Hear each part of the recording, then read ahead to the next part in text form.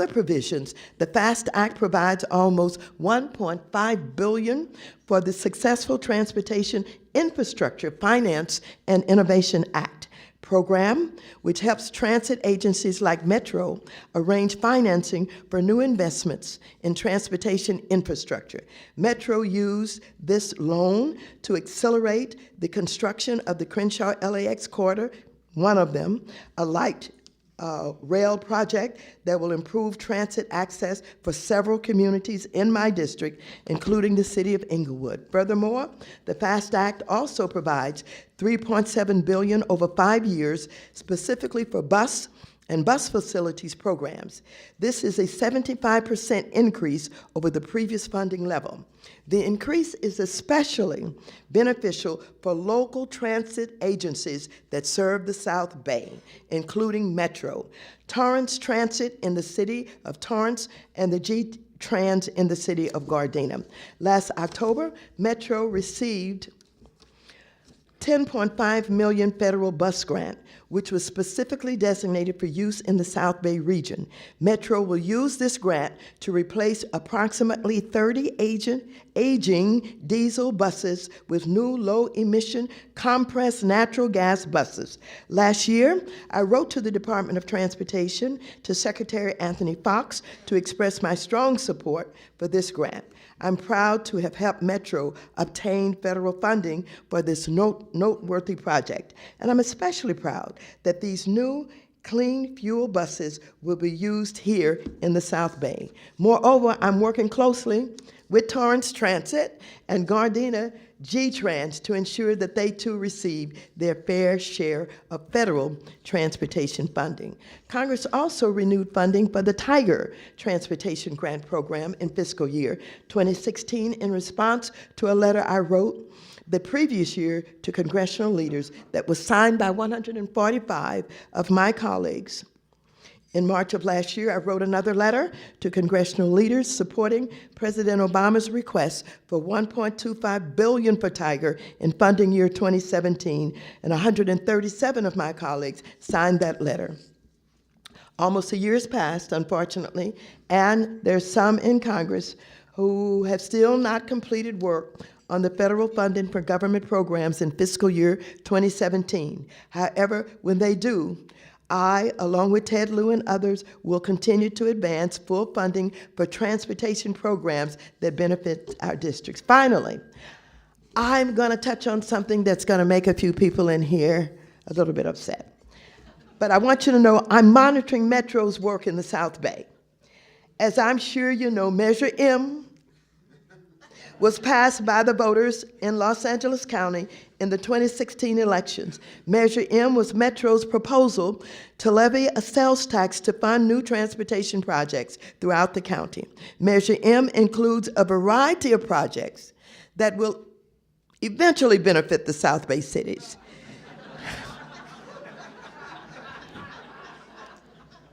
These projects are as follows.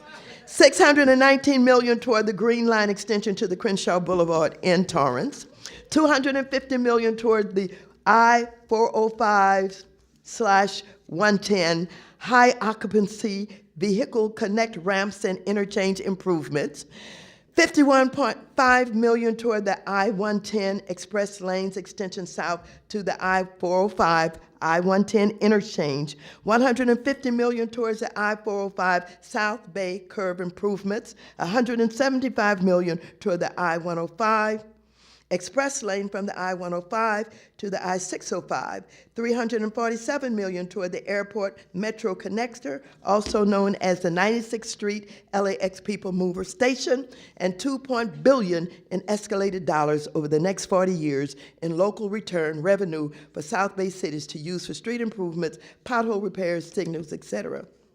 Now, being fully aware that the Torrance City Council and South Bay City's Council of Governments were both on record opposing Measure M because they were unhappy about the delayed scheduling of many of these projects.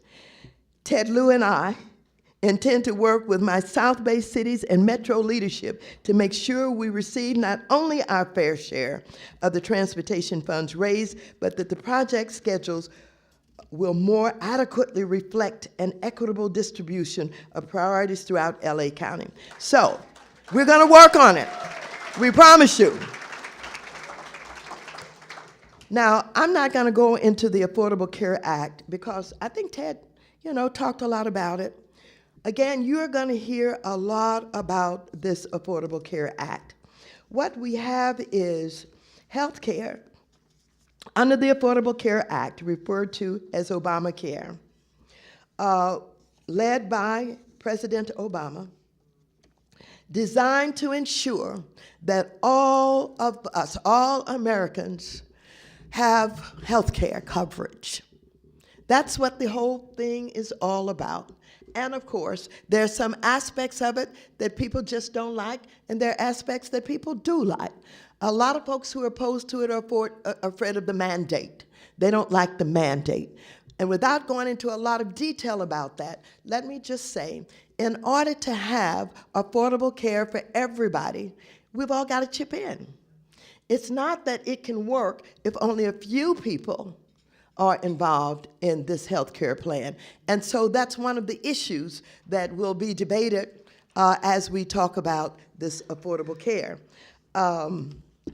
There are some other aspects of it. Well, I'll just mention again, and Ted did mention it, that we are all very pleased about not only being able to keep our children, and I say children up to age 26, on our health care plans. And why is this so important? Because our children are graduating from college with a lot of debt. And they can't get the jobs that they want oftentimes. They're not making the amount of money they thought they were going to make after they graduated. And they can't get married as soon as they want to and have children and buy a house and all of that. The last thing they're thinking about is insurance because they think they're invincible anyway. And so we're pleased that we're able to keep them on. And the other aspect that we are so very pleased about, and most people are, is the fact that you cannot be turned down because of pre-existing conditions. Do you know how many people have died because they could not get health care coverage? And we all know people with everything from cancer to heart disease, high blood pressure, you name it. In our families, in our neighborhoods, we have been haunted with diseases that people could not afford to have insurance coverage for. And so mostly everybody likes that. Even the president-elect, who wants to get rid of the ACA, said he liked that aspect of it. But of course, we don't know what he's going to say tomorrow. It may change. But let me just say that we're going to wrestle with this. As Ted said, while there are those who are talking about repealing it, they've not come up with anything better. They've not come up with anything.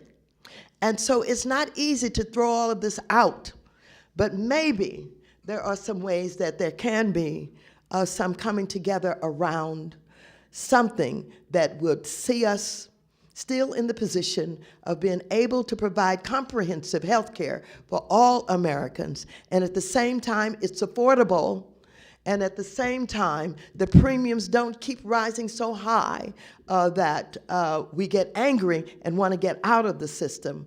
The way that it is organized, and particularly in California, covered California has really the best of all of the states.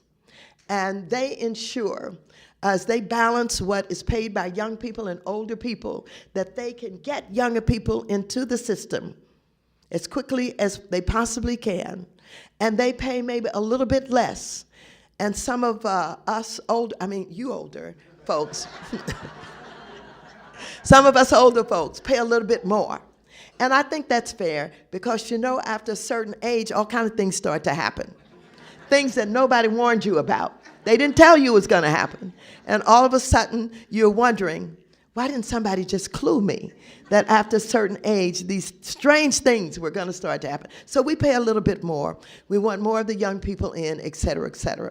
And so I want you to pay attention to this because you're going to have to make some decisions about what you support. You're going to have to decide what makes good sense for you, your families, and your communities. With that, I'm not going to say much more about affordable care and covered California. I want to end similar to Ted Lieu, to talk about the fact that we do live in the most wonderful country in the world. We live in a democracy. And when you see some of us fighting about being hacked, about elections being interfered with, it is because that's an attack on our democracy. And we don't plan to allow anybody to undo what has been developed in this country for justice and equality for all. We're going to fight for that. And so, having said that, we all have the responsibility to ensure that we're participating in the democracy. It is not that you send someone to Washington and they're going to get it all done. We're nothing without your support. It's not that somebody else is going to do it for you. If you don't belong to something in your community, something's wrong with you. And I want to thank Torrance, because Torrance is well organized. Torrance has more organizations and more ribbon cuttings than any other city.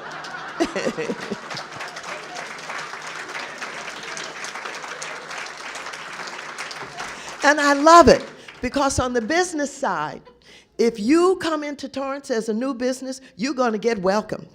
You're going to, get the ribbon cutting. But if you decide 5 years later that you're going to expand, we're going to come back and we're going to cut another ribbon. And if you decide you're going to open up a second store, we're going to be over there. And if it's a restaurant and you got food to eat, we're going to eat your food. And we're going to have a good time. But the other thing about Torrance is this. The education system and the schools in Torrance are good.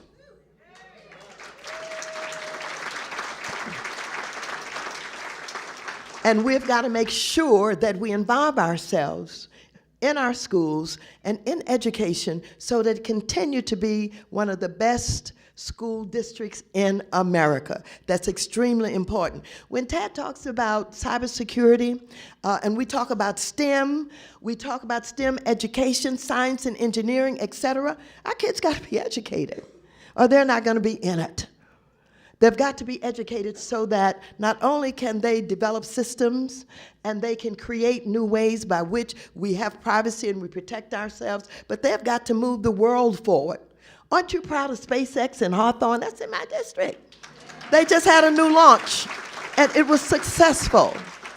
And so we should be proud not only of this region, but proud of this country. And we should belong to something, whether it is you're involved in the schools, or whether you're involved in business, or whether you're involved in just going to the city council and making them mad at you because you're accusing them of something they did or did not do. I see that our city council members are here. Give them a big round of applause. Thank you. And so with that, let us not be driven apart because sometimes we disagree. Let us try and understand the other person's point of view, and let's talk to each other. My telephone in my district office is available. It's open all the time, 8 hours a day. Call me. I have a habit of calling people back who call me to curse me out. I call them back. I don't curse them out, but I wish I could. But I thank them for calling me, and then they're so surprised.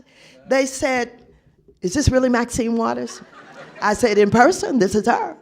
And so we talk, and then you'd be surprised how the conversation changes. And it really does. Having said all of that, let me just conclude by saying,